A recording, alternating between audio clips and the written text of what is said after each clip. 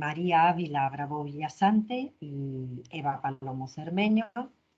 Somos profesoras en la Universidad Rey Juan Carlos e impartimos en el grado de Criminología la asignatura de Violencia Doméstica y de Género, y también impartimos asignaturas sobre violencia de género y violencias sexuales en un título propio en la universidad, y también impartimos seminarios de doctorado sobre el mismo tema. Bueno, lo que vamos a presentar hoy en esta comunicación lo hemos titulado La filosofía política feminista como coadyuvante en la prevención de la violencia de género. Bueno, todo ello nace del hecho de una experiencia que tenemos como docentes al impartir esta asignatura de violencia de género, donde se trata de explicar qué es, cómo se produce y también cómo se puede prevenir. Pues bien, una de nuestras mayores dificultades era trasladar al alumnado la enorme complejidad de este fenómeno que estábamos estudiando. ¿Qué ocurre? Que era necesario conceptualizar bien, y los conceptos que empleamos para explicar las violencias que sufren las mujeres nos remiten a una conceptualización que está enmarcada dentro de la teoría crítica feminista. Y esto el alumnado lo desconoce, entonces nos parecía muy difícil abordar la asignatura bueno, simplemente explicando cómo se da sin conocer ese contexto. El déficit que nuestro sistema educativo tiene respecto al estudio de la teoría, la historia y la política feminista nos obliga a abordar esta tarea desde cero o a presentar la violencia contra las mujeres utilizando abstracciones que no todo el alumnado es capaz de comprender. Bien, sabemos además que lo difícil es condensar un fenómeno muy complejo, bueno, pues en unos créditos, en un tiempo. Es un lugar común prescindir de este enfoque, de este marco teórico de la política feminista y comenzar el abordaje, pues como mucho, por un estado de la cuestión, explicando los datos, etcétera, sin más, o a veces un rápido recorrido histórico sobre la violencia hacia las mujeres. Bueno, en nuestra exposición vamos a poner de manifiesto la enorme importancia que tiene esta teoría política feminista para contextualizar adecuadamente el problema de la violencia de género. Primero, esto permite al alumnado comprender todo el aparato conceptual que utilizamos, comprender el contexto preciso en el que surge y la evolución que tiene. Además, pues permite comprender que si hoy hablamos de la violencia de género como un problema estructural, es gracias a toda esta conceptualización que se ha abordado desde la teoría política feminista. Y además, porque desentrañar todas estas luchas nos permite abordar también de un modo integral todo este complejo fenómeno. También decir que la erradicación de las violencias tiene una amplia tradición que tenemos que poner en conocimiento del alumnado para que no se dé eso tan común, ¿no?, en muchas disciplinas, que es invisibilizar toda nuestra genealogía. Bien, pues una de las primeras cuestiones que abordamos en nuestra asignatura o cuando impartimos este tipo de asignaturas es cómo se ha producido durante toda la historia del pensamiento y durante toda la historia de la cultura y historia, por lo menos de Occidente, cómo se ha procedido a legitimar la violencia. Cuando analizamos la legitimación de la violencia contra las mujeres, nos vamos a encontrar ante un constructo ideológico profundamente misógino. Como toda ideología, ha permeado en la cultura popular y ha sido cuidadosamente transmitida por la cultura hegemónica. Nuestra tarea, por tanto, va a ser diseccionar esta construcción y en parte y aquello que consideramos muy potente en nuestra propuesta es mostrar al alumnado que si podemos hacer esta crítica, si podemos erosionar esta construcción, es porque disponemos de una teoría crítica que nos ha brindado las herramientas necesarias mediante un aparato conceptual preciso que nos permite abordar este análisis. Vamos a entender por violencia el amplio abanico de conductas y estrategias simbólicas que se han aplicado y se aplican para oprimir a las mujeres y obtener algún tipo de beneficio de ellas, ¿no? Ya sea sexual, económico, reproductivo, social, psicológico y emocional. Cuando hablamos de violencia contra las mujeres en este marco más general, podemos observar cómo ha sido ampliamente legitimada por el sistema de dominación patriarcal. Esta legitimación ha permeado todos los ámbitos de la vida, desde las tragedias griegas, la poesía, hasta la alta cultura.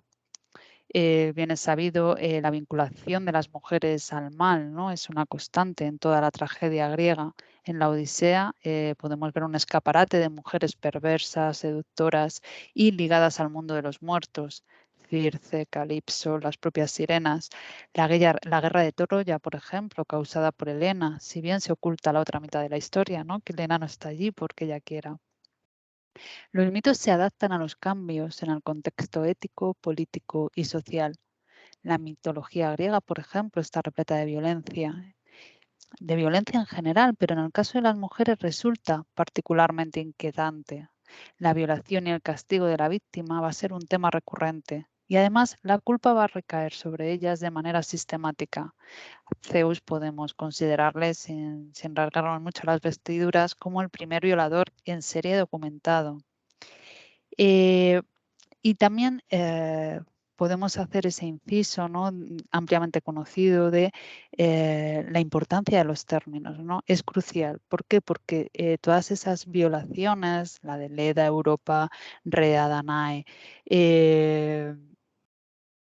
son consideradas raptos o incluso podemos encontrar en la terminología el uso de Zeus, el seductor o los amoríos de Zeus, ¿no? Y una parte importante también de nuestra tarea es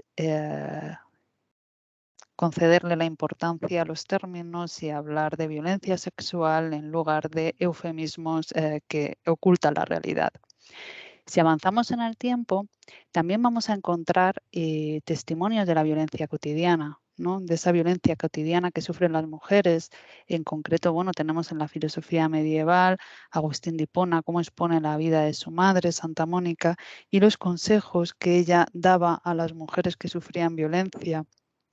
Que las aconsejaba obviamente el silencio y la sumisión como modo de evitar más violencia. Otro dato bastante interesante es la ilustración, o otra época interesante para nuestra perspectiva es la ilustración. Le debemos muchísimo a la ilustración, las feministas, y durante nuestra exposición a lo largo en el curso, ¿no? Siempre bueno, pues partimos de ella, ¿no? como momento liberador. En nuestra cabeza siempre va a sonar esa llamada kantiana a librarnos de los dogmatismos, ese atrévete a pensar. Desgraciadamente, fueron muy pocos los filósofos ilustrados y los ilustrados en general que hacen gala de esa libertad de pensamiento, al menos en lo relativo a las mujeres. El padre de la democracia moderna, el gran Rousseau, no alberga ningún tipo de duda. La mujer, dirá, está hecha para complacer al hombre. Si el hombre debe complacerla, esto es de necesidad menos directa, ¿no? Decía. Bien, después de realizar una crítica mordaz a la sociedad de su época, Rousseau asume y aplaude la sumisión de las mujeres respecto a los hombres. Es más, vamos a encontrar una vinculación de las mujeres al mal. Las mujeres son lo natural a domesticar. Estos peligros a los que puede llevar la mujer, ¿no? Al género humano, por ser esa pasión terrible e irrefrenable, esa pasión arrebatadora del juicio y la razón, le llevan a destinar un capítulo a la educación de Sofía, capítulo en el que Rousseau recomienda que se evite educar a las mujeres como a los hombres. Es decir, la educación que propone Rousseau para las mujeres es una educación para los hombres, ¿no? En la misoginia romántica, durante todo el siglo XIX, se construye una barrera ideológica frente a los intentos feministas por alcanzar la igualdad. Frente a las teorías igualitarias, se acude a la biología y a la pseudociencia para para justificar la subordinación de las mujeres. Esa misoginia romántica que está tan vigente en el siglo XIX, a finales sobre todo, va a dar paso, sin pocas dificultades, a la misoginia tecnificada de Sigmund Freud, ¿no? Que va a convertir a esas mujeres que luchan por la igualdad en seres patológicos. Sabemos que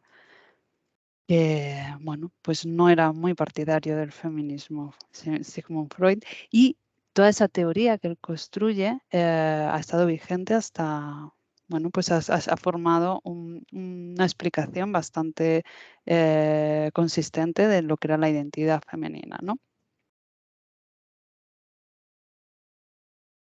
Bueno, pues como ha explicado María, en toda una primera parte, lo que hemos hecho, lo que hacemos, es explicar al alumnado cómo la violencia de género ha sido algo legitimado a lo largo de la historia, en los distintos momentos y en los distintos ámbitos, por parte de las distintas disciplinas, la literatura, la filosofía, la religión, las ciencias, etcétera, ¿no? Y después pasamos a decir, bueno, ha estado legitimado, ahora vamos a ver cómo poco a poco hubo un proceso por el cual se deslegitimó la violencia hacia las mujeres. Bueno, y esta deslegitimación la va a realizar, bueno, la teoría crítica feminista de la que hemos hablado. Este va a ser el marco y es muy importante que comprendan, bueno, y que conozcan todas esas voces, ¿no? Por ejemplo, aunque por supuesto hubo voces anteriormente, pero partiendo de la Ilustración vemos que si bien el pensamiento ilustrado no incluyó a las mujeres en esos nuevos derechos, en esa nueva concepción de ciudadanía, esas ideas de libertad, de igualdad, hubo al mismo tiempo otras voces ilustradas que no estaban de acuerdo con Rousseau, Kant y otros, ¿no? Pues por ejemplo como Olympia de Gouges o Mary Wollstonecraft, la representante de la Ilustración inglesa, que sí van a incluir a las mujeres y van a hacer esa denuncia, van a hacer una denuncia de la falta de derechos que tienen las mujeres en un momento en el que, bueno, parece que el mundo está cambiando. A partir de la Ilustración vamos a ver cómo también en el 19 va a haber numerosas voces en todo lo que son las distintas tradiciones que recorren el siglo XIX. Tradiciones de reforma social, el liberalismo más radical, como John Stuart Mill, que es un gran feminista, que de hecho él denunció las distintas formas de violencia que padecían las mujeres, y él explicaba incluso cómo en su época era realmente bueno, muy sencillo para un maltratador, incluso alguien que asesinara a su esposa, pues digamos, salir libre sin apenas ninguna consecuencia de ningún tipo. Bien, también por otra parte, la tradición del feminismo socialista hizo una constante denuncia de la desigualdad y falta de derechos en la que vivían las mujeres y, bueno, por supuesto, el modo en que se las tenía sometidas y vivían en una situación de vulnerabilidad ante cualquier forma de violencia. Esto lo vemos en los textos y además así lo trabajamos en clase, trabajamos con esas fuentes, ¿no? Desde Flora Tristán, por ejemplo, hasta toda esa tradición, pasando por Clara Zetkin, feminismo socialista, marxista, hasta llegar a Alejandra Kollontai. Y bueno, pues vemos las aportaciones de las distintas pensadoras y pensadores acerca de que esa violencia, en definitiva, es algo que no es natural, es decir, hay un rechazo, la desigualdad no es algo natural, la violencia no es algo natural y, por lo tanto, es algo que puede ser cambiado. Y esta idea es fundamental.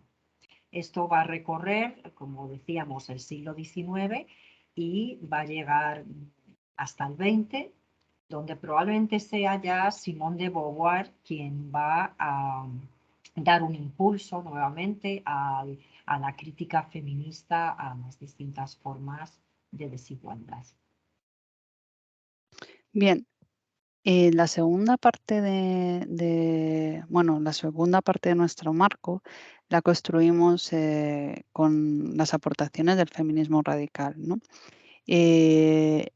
El feminismo radical tiene una gran virtualidad para nuestro marco porque ponen en el centro asume que los problemas individuales de las mujeres no son tales, ¿no? El problema de la violencia, problemas que que han sido ampliamente o que fueron ampliamente invisibilizados y trasladados a la esfera pública, realmente ellas ponen en el debate público que estamos ante problemas sociales, ¿no? Es el famoso lema de lo personal es político. Entonces, el descubrimiento de no hay problemas o no solo los problemas son personales, sino son principalmente políticos, supuso un gran avance para que pudiéramos erosionar y visibilizar esas violencias cotidianas que vivíamos las mujeres y que seguimos viviendo, ¿no? Desde las violencias sexuales, la violencia de género, las violencias simbólicas. Entonces, para nosotras es muy importante poner también el marco en esta segunda etapa, por llamarlo así, al igual que en la interseccionalidad que tienen todas las violencias y que se irán poniendo de manifiesto en etapas posteriores.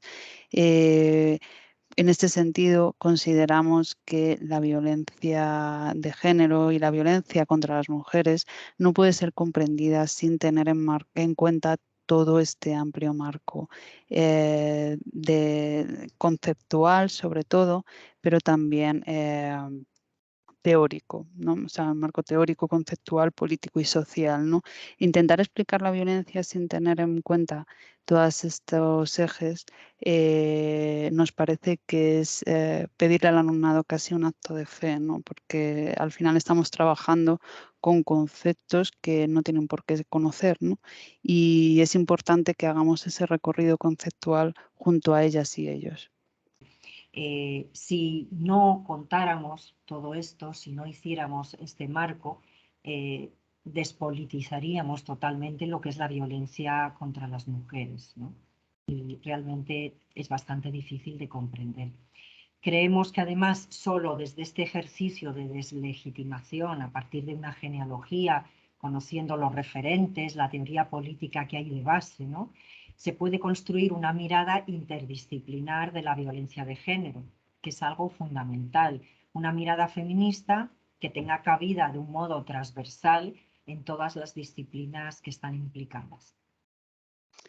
Y bueno, pues queremos daros las gracias por vuestra atención, por incluirnos en este congreso, gracias a la organización y bueno, pues hasta aquí nuestra presentación. Muchas gracias.